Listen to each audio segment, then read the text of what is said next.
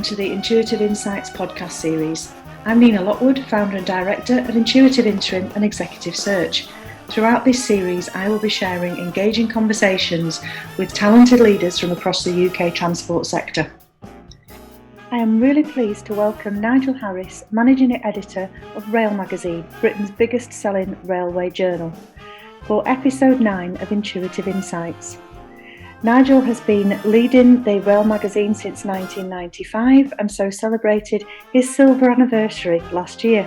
He's also the host of the National Rail Awards, the Industry Oscars and the Rail 100 Breakfast.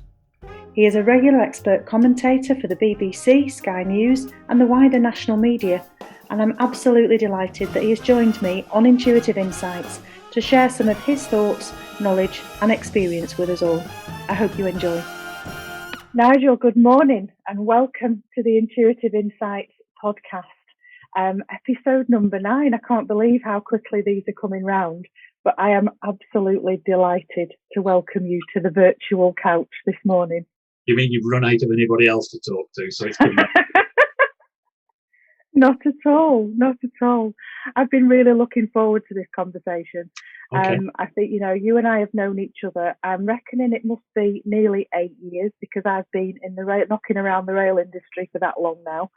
And I'm privileged to call you not just an associate in terms of the industry, but a very good friend. And you've been amazing in terms of helping me to understand what goes on in this amazing industry that we work in. Yeah.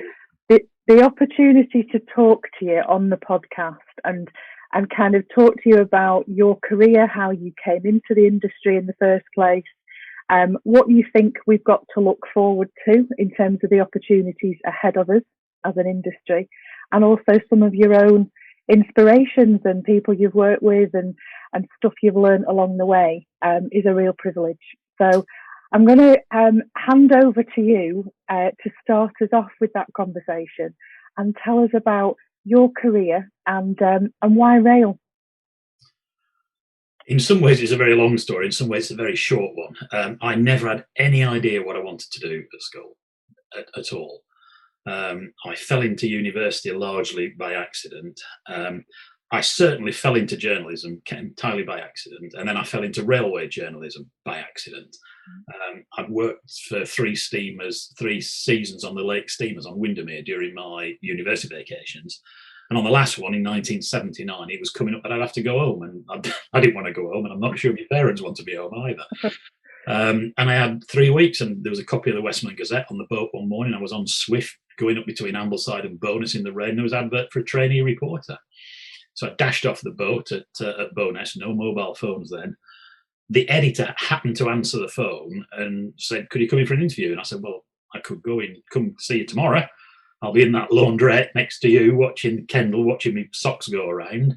And I walked straight into it. I'd just graduated. I lived in the Lakes. I had a car, and he took the chance and took me on. I've never thought of being a journalist at all. Did it for a couple of years. Then I fell into railway journalism, again, largely by accident. On the way home from doing Ulverston Magistrates Court one morning, I saw a copy of Steam World, which is a brand new magazine in newsagent's shop window. And so it was edited from High Bentham near Lancaster. David Wilcock was editing it from home. Rang him up, made contact, went to see him, did some freelance work. And then he rang up and said, "Do you want to be assistant editor?" So I managed to make the leap from unqualified and indeed indentured, they had them in those days, trainee, to number 2 on a national magazine overnight, which was the only time I've ever doubled my salary from £5,000 to £10,000 a year. Right. Did that for a couple of years. We did such a good job at giving EMAP's Steam Railway a hard time that they bought us and closed us. That would never happen in magazine publishing now. And on an HR point of view, this is an interesting point. I remember the publisher, who I'd better not name, came up to High Bentham, sat in David's lounge and looked at me and said, "You've done a really good job with Steam World. You and David have given us a terribly hard time with Steam Railway. So we bought the magazine, we're closing it down. We're keeping David, but there's no place for you. You're out." And those were his exact words. Oh my goodness. I was 24 and 2 months into my first mortgage. This was December 1983. Fantastic Christmas present. Absolutely. So I sort of buckle down. You have to pick yourself up, dust yourself off, and start all over again, like the song says.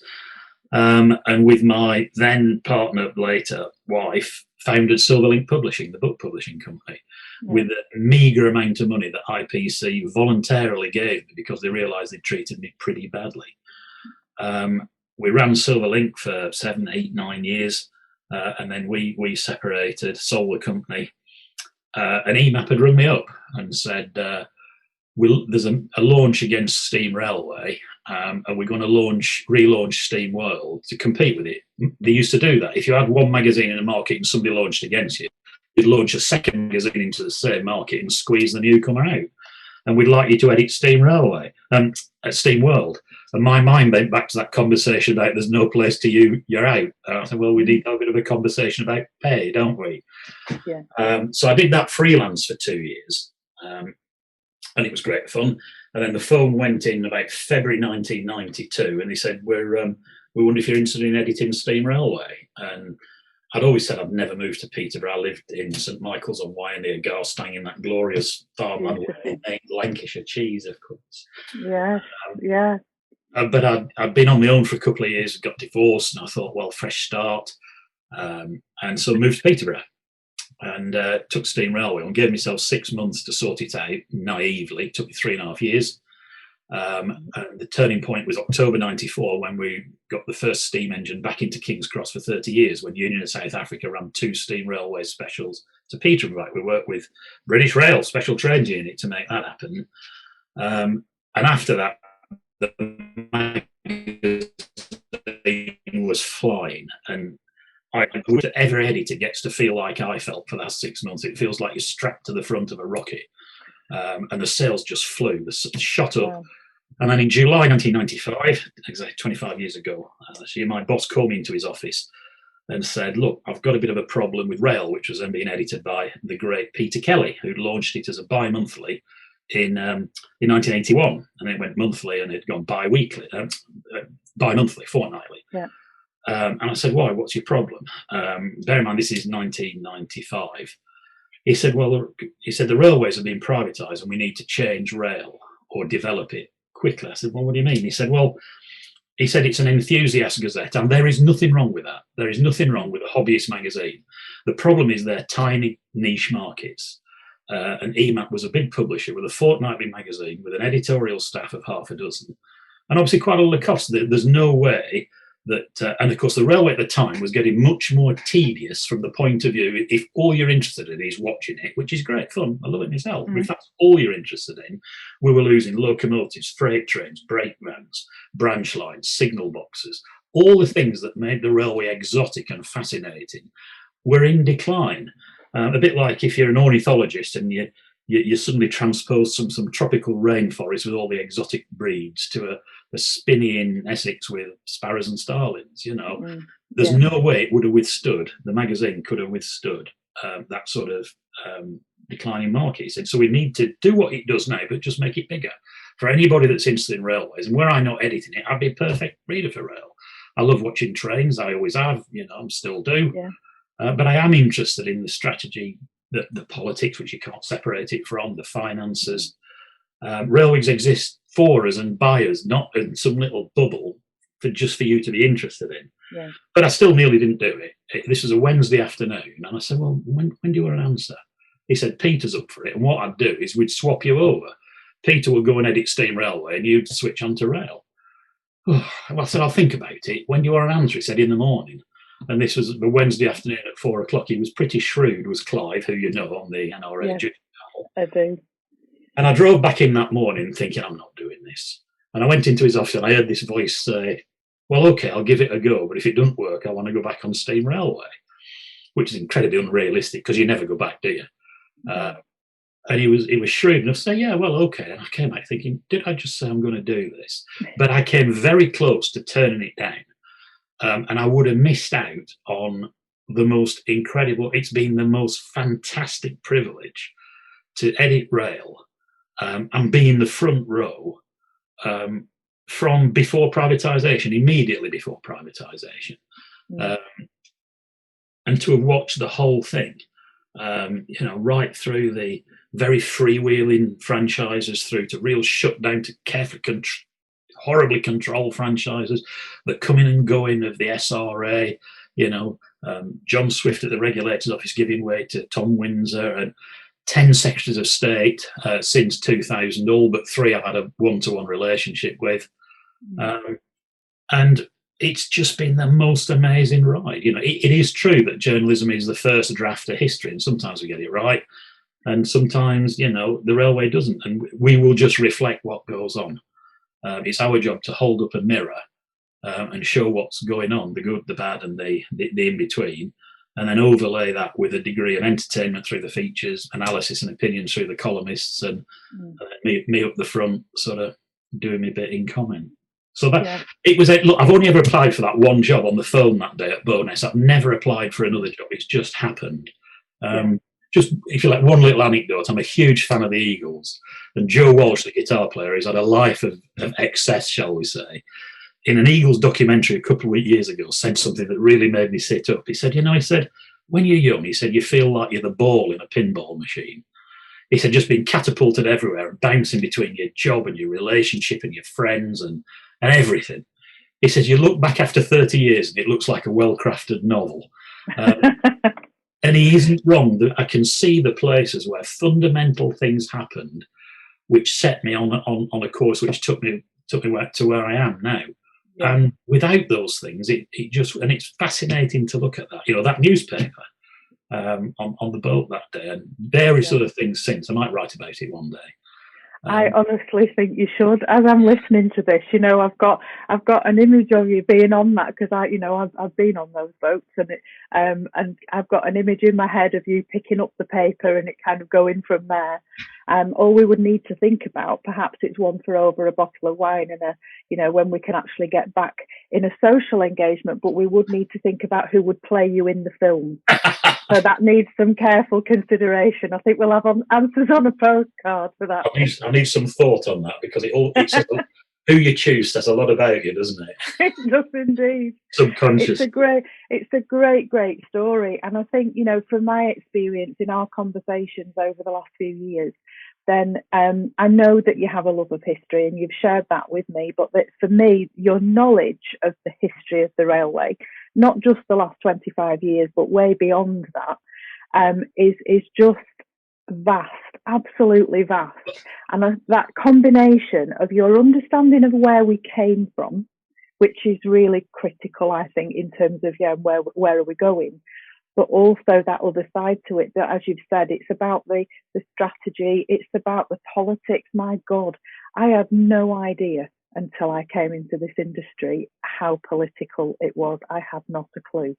Your grasp of that, your understanding of how that works, and also your commercial application to what's going on as well. And that comes out time and time again in your comment. So I think it's just such a great combination of skills. And yes, it perhaps did feel like a pinball machine, but when you look back at it, then I think that there've been opportunities presented to you and you've just grabbed them with both hands, haven't you? Well, sometimes it was instinctively, yes, you're right. And sometimes I thought, yeah, that's a really good idea, we'll do that. And sometimes I've thought, yes, that's a really stupid idea, and I've still done it. We've all been there. But I mean, thanks for your kind comments. As for my knowledge of railway history, remember, it's this deep and this wide, whereas other people, haven't. But I mean, the thing about the history is right, and you know what I'm going to say now, because I've said it to you 1,000 times, that those who fail to learn the lessons of history are doomed to repeat its mistakes. And whether you apply it to COVID in the last 12 months or the railway as a whole, you can just see it going. And that's the thing about, it's one of the good things about getting older, there's not many, as my knees frequently remind me, is that you do start to recognise the cycles of how things go. Particularly with political involvement in the railway, privatisation to nationalisation to distancing, and then the political control creeps back. And it's a big thing, is that understanding, or at least perception of history, and being aware of what's gone on. Because why make the same stupid mistake somebody else made 20 years ago? Yeah. Well, as we know, and we've said many times, as have others, there is a window of opportunity ahead of us in the industry. Nobody ever would have wanted to have gone through what the world and the nation and the industry and as individuals have gone through over the last 10, 11 months since the pandemic broke. But we've been through it and we are in it. And there are definitely lessons to learn, which we're going to come on to shortly. But I am really interested to hear and would like you to kind of share your thoughts around what do we do with that window of opportunity? What are the key things? And, you know, I've given previous guests 3 wishes, Nigel. I've said I'll get my magic wand out and you've got 3 wishes. If you can narrow it down, because I appreciate there are so many things. What are the 3 things that we need to get right? The overlining principle is that there is plenty of opportunity. We should neither squander nor screw it up. Never waste a good crisis. But as for 3 wishes, okay, in specific terms, the government to get on with rebooting part of Network Rail as this new arm's length body that we've all been talking about for so long. By which I mean a new body of specialists and experts who know the railway, not to be all-encompassing and all-in-command, but have got sufficient railway knowledge, expertise and commercial experience, not just within the railway, but a whole range of experience to say to the government, what kind of railway do you want and what's the budget for delivering it? And then to get on with it. And we need to get on with it. And I think part of the problem at the moment is I wrote an editorial that seems to have struck a chord a few months ago, where I said, you know, this is the Apollo 13 principle that we've got, in that if legislation will take years. So who would you get from part of the railway structures that we've got to corral it all and make it work? And as in Apollo 13, when the carbon dioxide is going up and they give all those engineers a bunch of tubes and gaffer tape and flight manuals, binders and God knows what, so you have to make a CO2 scrubber out of that. Well, the Treasury and the DFT have got what they've got. Well, you know, so is it ORR, RSSB, all these, but when you go through it, and this is where the Sherlock Holmes principle clicks in as well, is that when you've exhausted all the possibilities, whatever you're left with, however it might not look like the right answer, has got to be it. And you just keep coming back to Network Rail. The government owns it, it's there, it's very well populated, it's changed a lot, and we could come on to that, if you like, over the in a minute. Network Rail's the only show in town, there's no plan B. And this is me just gut feel, I don't know this for sure, this is just 25 years of watching the DFT and the Treasury at work. I think they know that as well. But there's an instinctive suspicion on the Treasury on releasing control. And the DFT, nobody likes to give up power. I think at the top levels of the DFT, there's an understanding of this. Bernadette Kelly, to her great credit, has said many times when she was Director General, she couldn't believe that she was having to decide on coffee mug holders on new trains. The permafrost, as there was with Network Rail, which I think doesn't want to give up its authority and power and it's used to deflecting change. And I think we're right on the cusp of the DFT and the Treasury understanding all that, hopefully, and doing the right thing. It's by no means assured, but so my first wish would be for that to happen. And Network Rail has changed quite a lot. If you think about it, I've not counted it up, but Network Rail has probably got more high-grade train operators on its books now than the owning groups. If you look at people like Tim Shoveler, Jake Kelly, Alex Hines, there are others. There's real operating expertise there, and since the move from the franchises, the fact that to the Irmas and all the rest of it, I think the owning groups, the fire's gone out the bell. They're just contractors now, and so Network Rail is in a good position to have part of it rebooted. It can't look anything like the Network Rail of today, and there needs to be devolution carrying on. But actually, they're into plan B. So wish 1 is to just get on with that. Wish 2, for that new body to get a real national grip. And this might sound superficial at first and not important, but as well as getting that strategy together, how much have we got and what sort of railway do you want? The railway really needs to rediscover, if you like, a brand affection with the British public. I think the British people love trains, but they hate operating companies. They hate train companies. One of the things British Rail did get right was its famous "This is the age of the train" awareness campaign. Kick off your shoes and all that. There were some aspects of that campaign which we would not want to go anywhere near, of course, and not least in terms of who presented a lot of it. But they were good at that, and that feel like you've got lots of. Whereas at the minute we've just got promotion of numerous train company brands, which is fine. But look, in aviation, you've loads of airlines, but aviation as a means of transport, as an industry, is respected, accepted, and unless it really screws up with that 737 MAX, and that's a construction thing, people have got a reasonable view of the aviation industry, despite the fact it treats us all like the proverbial in the name of security and now in the name of COVID. So I hope that the railway, that this new body gets to grips with creating that brand rail, which encompasses everybody. Third wish, a really big one, proper fares reform. And this is going to be a real tricky one because the Treasury seems to think that nothing's really changed and that demand is inelastic. But for the last few years, we've seen season ticket usage declining. We've seen Fridays as quiet as anything.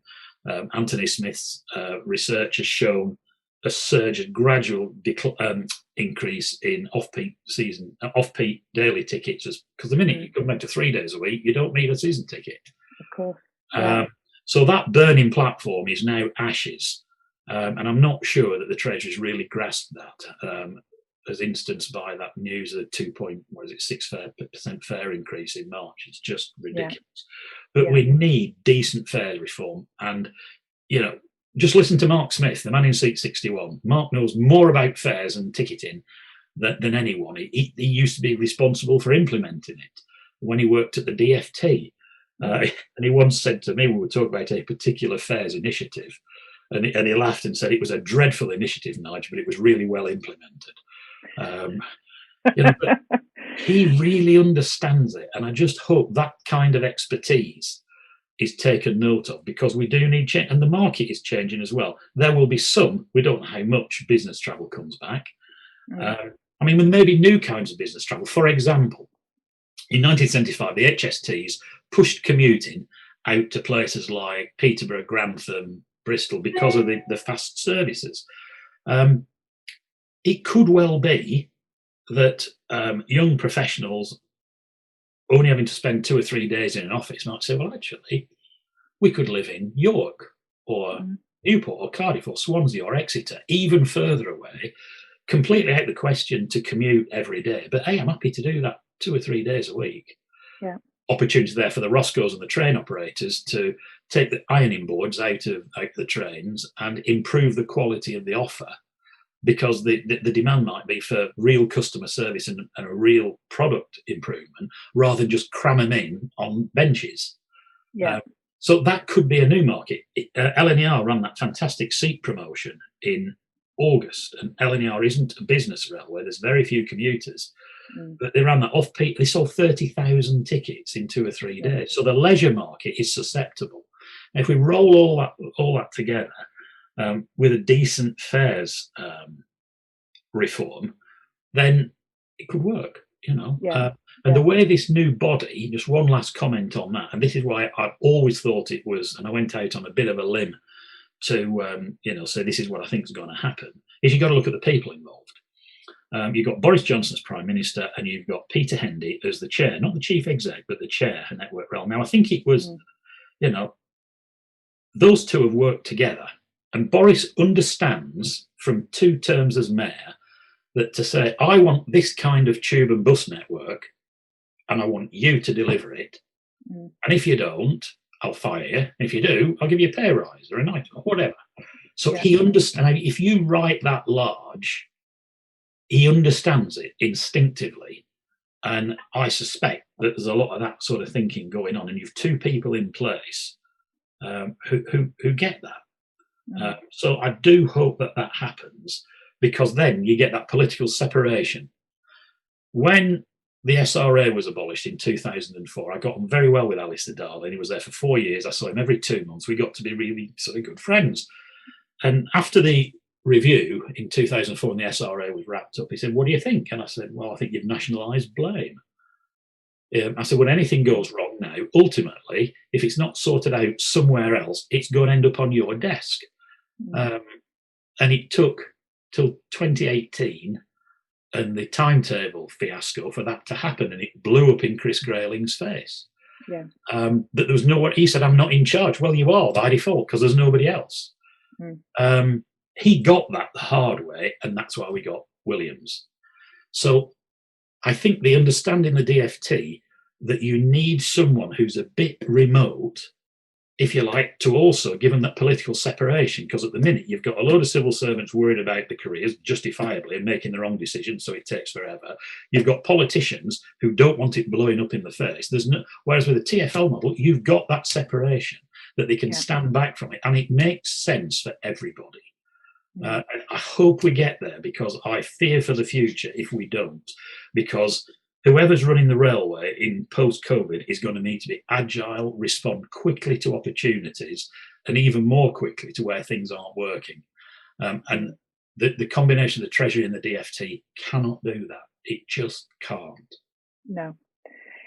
So many interesting things in there, and yeah, you know, we mentioned before we came on air, as it were, that the timing of our podcast recording was naively set by myself, because we thought that we would have had the Williams recommendation out by now in the last week of January, but it appears not.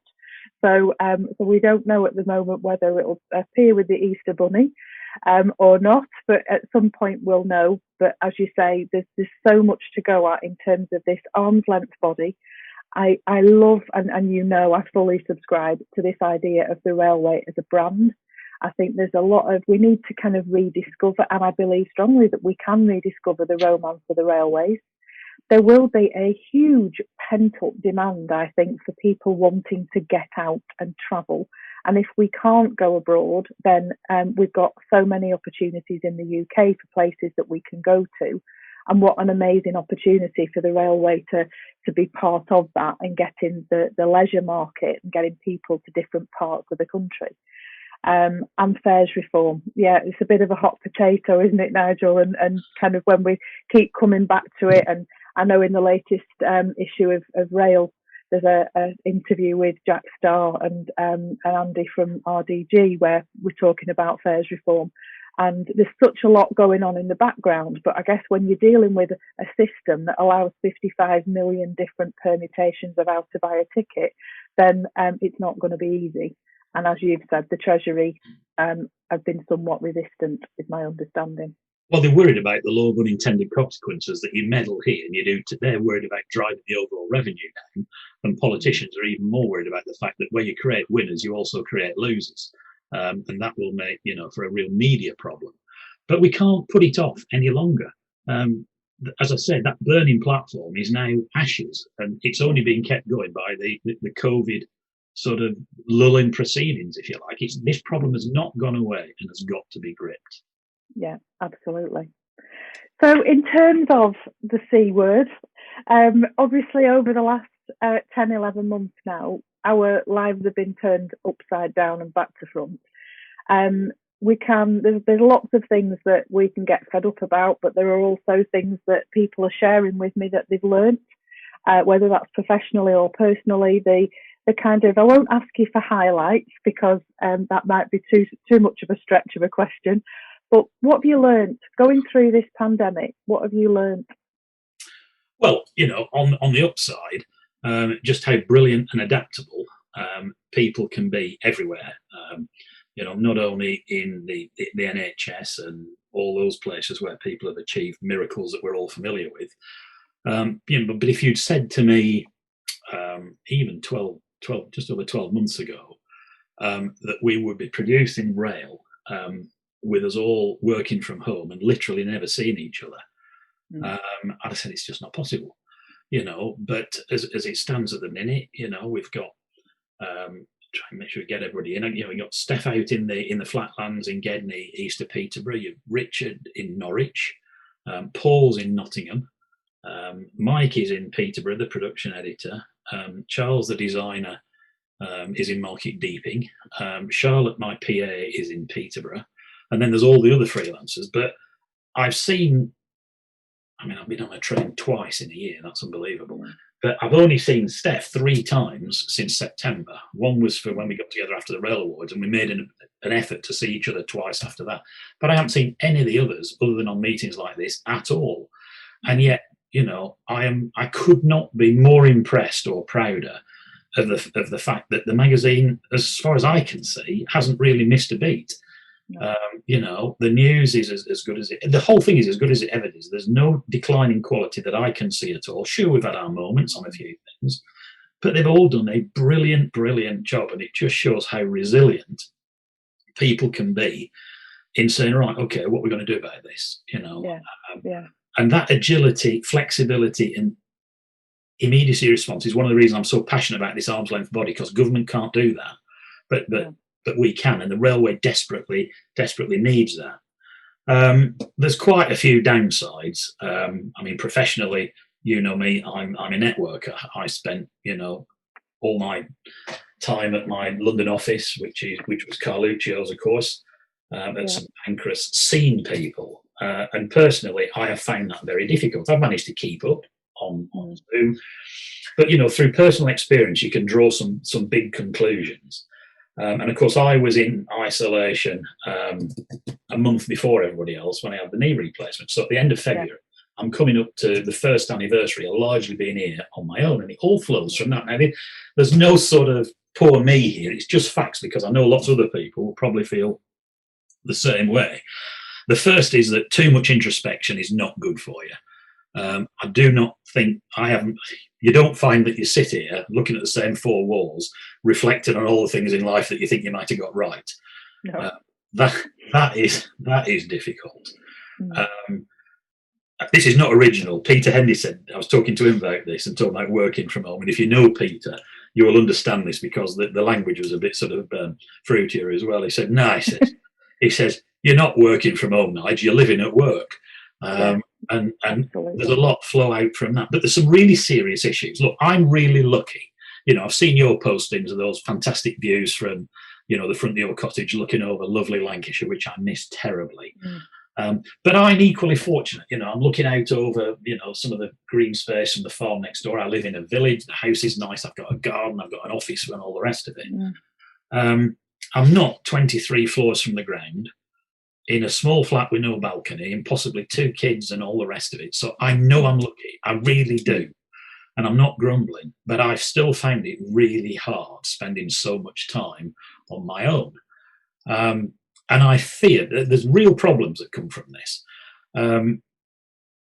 I worry that accountants and companies will want to secure the savings from smaller costs. And so everybody likes this. And they love it, but they're I suppose they all share something in common. They've got decent salaries, they've got nice houses, they've got gardens and offices and families and partners, usually. You try that the other way around when you haven't got all those things. Now, I'm lucky in the environment, but as you know, I'm on my own at the moment. I think how hard it is trying to change that with 2 metre distancing. That's not great. But I worry, because this can only be a temporary measure. And those sort of people will be making the decisions about working from home, and they'll be making it on their own experience. And they will not be thinking of it. And it's going to cause terrible problems. I mean, I use the expression, I have got a gilded cage, but it's still a cage. And I worry that, for a number of reasons. One, I've learned this, that you can't be creative sitting on your own.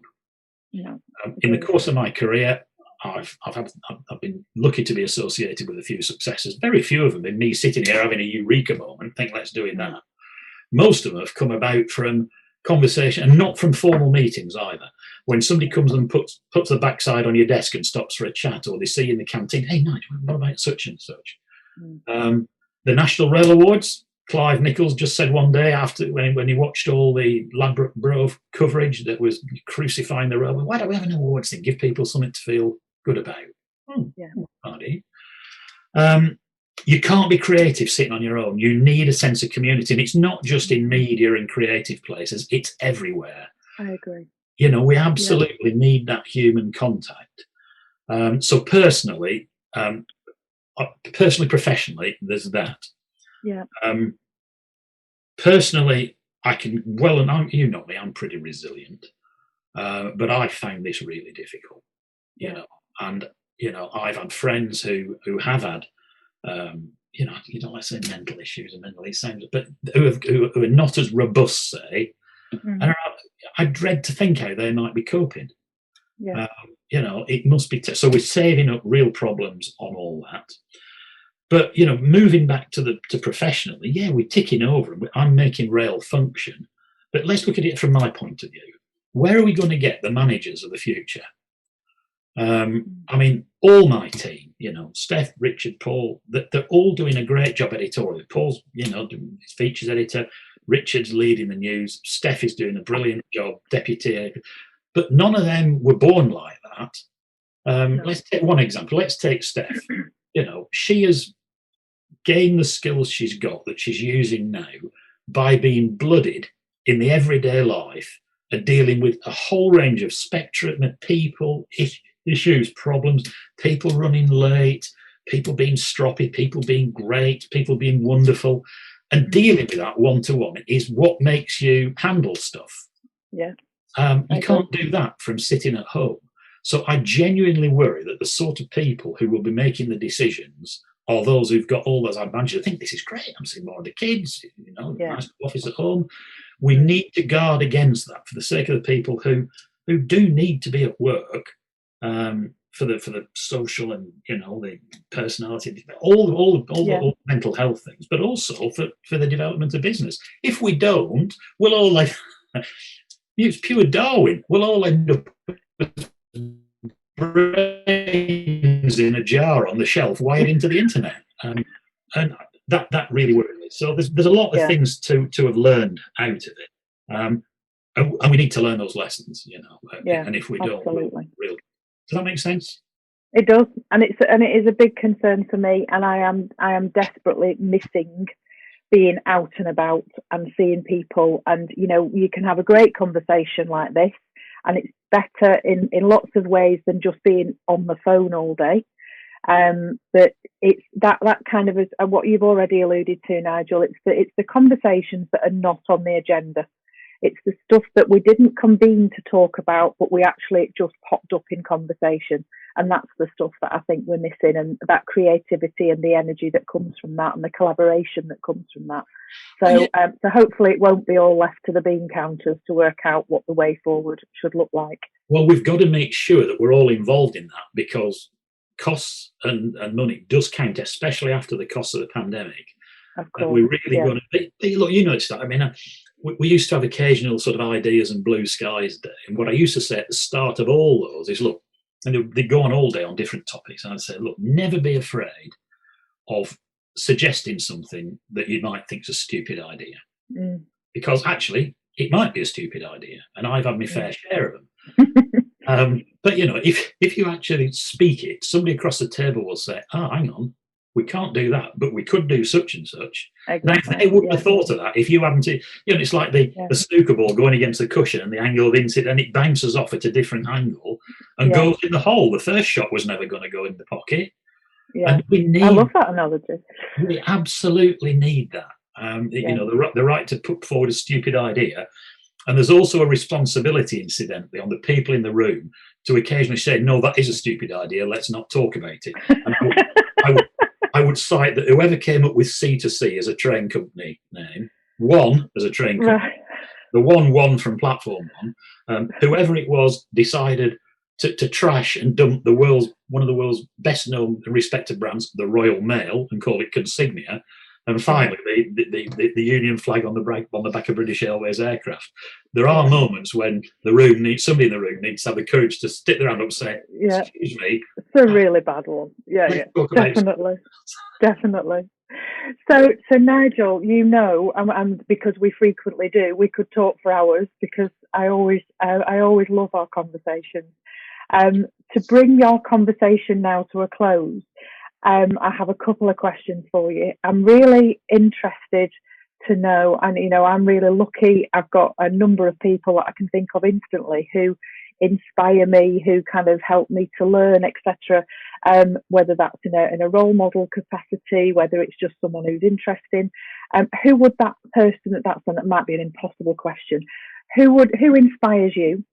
And I always ask my guests to share with us their favourite quote, something that they go to that means something. It might inspire, it might motivate, it might make you think. So to bring this conversation to a close, those are my final two questions for you, please. All right. Well, as it won't surprise you to know, I'm going to give the answer in several subsections. Look, working out from home, my mum was born dirt poor in the 1930s, and she just shrugged it off. Whatever happened, you know, just get on with it. Don't feel sorry for yourself, you know. So she was just amazing. My history teacher used to live near you before he died, not long ago, David Clay. When I was 14, I was a mess. I was in with the wrong crowd, as you might say, you know, bottom of the class. And he recognised something. I can remember him. I've not got it now, and I wish I had. I'd write an essay, and you know, I can't remember just what he said, but you have an ability to put an argument together, and you should develop it. This shows real promise. And I think of him every time I write a comment, because every one of my comments. And he said, you can argue what you like. He said, it can be the most unfashionable argument. He said, but I want you to make a case. Yeah. And be confronted with a mass of conflicting information and come out with a coherent argument. Well, that's the realm, isn't it? Absolutely. So I wouldn't be where I am now, but for him. I've been incredibly privileged in the rail industry to have worked up close and personal and come to count some as friends, some of the most inspirational people. And I'm not just talking about executives. I'm talking about there's drivers and shunters and platform staff, and you've seen them at the Rail Awards. But all industries need leading. So let's just talk about leaders for the moment.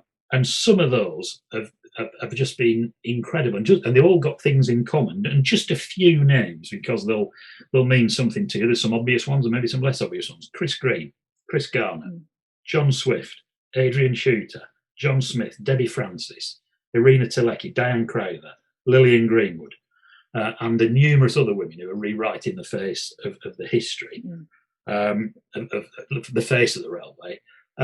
They're all inspirational in what they do and how they do it. They've all got things in common. They all inspire. Their staff really support them and would do anything for them. And just indulge me, just let me tell you one story. Because this encapsulates all of it. Anybody who can do this. In 1999, when the Wisconsin Central Board squeezed Chairman Ed Burkhart out, he invited me to accompany him on his farewell tour around the network in his own special train, which had a 1930s dome car, which was privately owned, and he looked after it in return for using it. And a 1912 built wooden saloon called, I think it was Prairie Rose, and it had a classic American veranda on the back. And he and I sat there side by side chatting, and they went round a series of farewell receptions with his staff. And the response of the staff to him was, and I've got loads of stories like this, but this is the most powerful one. We were in Sault Ste. Marie on the Canadian border for the Sunday tour train up the Algoma Canyon, which was 20-odd coaches through classic Mamba country, miles and miles of bugger all. And it was lakes and fishing cabins and forests, and, you know, a 20-coach train full of people bringing picnic baskets went up this canyon, the train ran around and came back. That was it. Yeah. And we backed down, we were on the back balcony of this veranda of this train as it reversed up against the buffer stops in the centre, where everybody got on. And he said, that little low building over there is where that's our headquarters, and there's a really nice lady who runs it for us. Oh, he said, there she is. And she appeared from the door. And this woman ran across the car park, climbed up onto the veranda of this back of the train, pushed past me, and she was in floods of tears. And I mean, can you imagine this happening with any British manager? She flung her arms round his neck and said, Mr. Burkhart, she said, I can't believe what they've done to you. And these were the 4 words that just hit me like a baseball bat. She said, you made us believe. Oh, wow. You know, now anybody who can do that, has got commercial success at their fingertips. You made us believe. Now, anybody who does that inspires me, and those names that I gave you all do it. All did that, yeah. Some of them can be extremely annoying, as indeed I can, but they all do that. Every one of those names made people believe, and that's what the railway needs. Now, if we can ally that making us believe with the agility needed for those people to do the best, and something else Ed said to me, which once, and I've got a few stories I'll tell you another time like that, and I said, how the hell do you do that? He said, what? I said, people would take a bullet for you. And he thought for a minute, and he sort of drawled back, and if you know Ed, you would get this. He said, it's actually real simple, Nigel. He said, you find the best people and then just get out the way. Wow. So you wanted a quote. Well, I suppose there's kind of... You have so many amazing expressions and fabulous things that I've built into my own vocabulary. Well, and I saw that's the Nigel. Did I roll my eyes out loud? Is one of my favourites. There's two that it boils down to. I mean, I mentioned my mum earlier, and I guess now it's my dad's turn. My dad was an engineer, toolmaker, draftsman, very precise in what he did. And I could, whatever we were doing, whether it was schoolwork, my algebra homework, working together on a model railway, he used to say, there's two ways to do a job, and that's properly or not at all. Right. And that was one.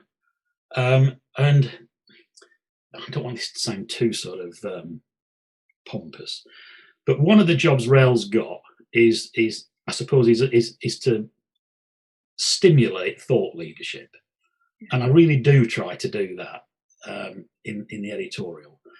And this is going to sound pretentious, but it's a Martin Luther King quote where he said, "Real leaders don't merely seek consensus, they shape it." And that, to me, is one of the things which we try to do with our opinion pieces. I certainly try to do it in comment. And that's not saying this is the way to do it, but it's to throw the oil into the debating machine to try and help advance the debate, from which, hopefully, the right answers will emerge. Yeah. And those two are pretty much at the base of core of what I do and who I am, I guess. Yeah. Fantastic. I hope it doesn't sound too pretentious, like I say. Definitely not. Definitely not. Nigel, I knew I would enjoy it. You've told me that Ed Burkott story before, and whenever I hear it, I still fill up. So I had a bit of an emotional moment there. So I thoroughly enjoyed that conversation. I'm hugely grateful to you for taking the time to do it and for joining us on the podcast. And you and I will continue to look forward to a nice lunch when we're allowed back out in the wild again. And a two-bottler, and you can share some more of these stories with me because I love them. Take care, and thank you again for joining me. Stay safe. You too. Bye.